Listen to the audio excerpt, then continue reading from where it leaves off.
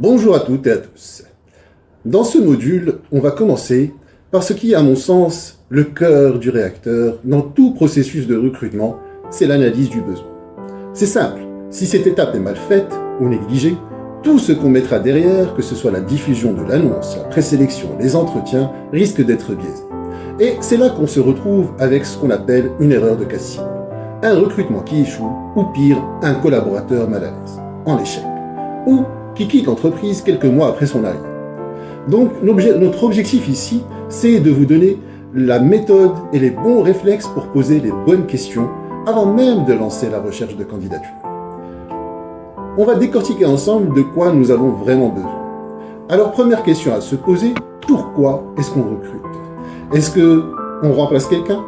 Est-ce que c'est un nouveau poste, donc lié à une création d'activité? Une montée en charge? Est-ce un besoin temporaire lié à un projet spécifique? Et là, je vous invite à prendre un peu de recul. Est-ce qu'on a vraiment besoin de recruter? Parfois la réponse peut être non. Il arrive que les besoins puissent être couverts autrement, par une réorganisation, par de l'automatisation, par une montée en compétences en interne, ou même par une mission ponctuelle en freelance. Cette réflexion-là évite bien des erreurs. Ensuite, il faut comprendre l'environnement du poste. Dans quelle équipe la personne va-t-elle travailler?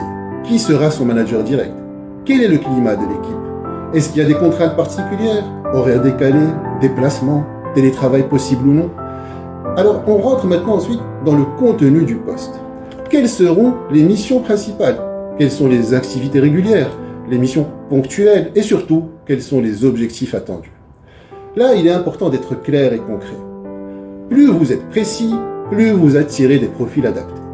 Les généralités, c'est ce qui gère les candidatures, c'est ce qui génère des candidatures hors sujet. Et bien sûr, la question du profil recherché. On va parler compétences techniques, bien sûr. Ce que la personne doit savoir faire, mais aussi compétences comportementales.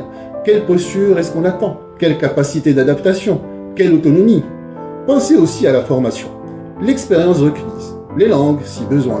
Mais surtout, et c'est crucial, faites la différence entre ce qui est indispensable et ce qui est simplement souhaitable. Trop souvent, les fiches de poste sont extravagantes. Mais sachez-le, le profil parfait n'existe pas. Alors, si vous ne trouvez pas ce profil rare, est-ce que vous allez former quelqu'un?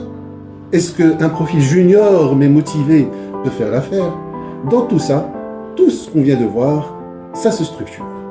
Et ça se structure avec des outils très concrets. Il y a la grille d'analyse, la fiche de poste bien construite, une réunion de cadrage avec le manager ou le client interne quand il s'agit de cabinet de recrutement, et même parfois un petit tour sur le terrain, ça fait du bien. Une observation directe du poste peut vous aider à mieux comprendre la réalité du travail. Alors en résumé, cette étape, c'est un peu comme les fondations d'un bâtiment. Si on la fait sérieusement, tout le reste du processus repose sur du solide. Sinon, on risque de devoir tout recommencer. Alors vous allez voir tout ceci dans ce module, vous allez avoir des annexes que vous pouvez consulter et vous allez avoir des cas pratiques et des exercices de raisonnement et de logique. Alors si vous êtes prêts, on y va.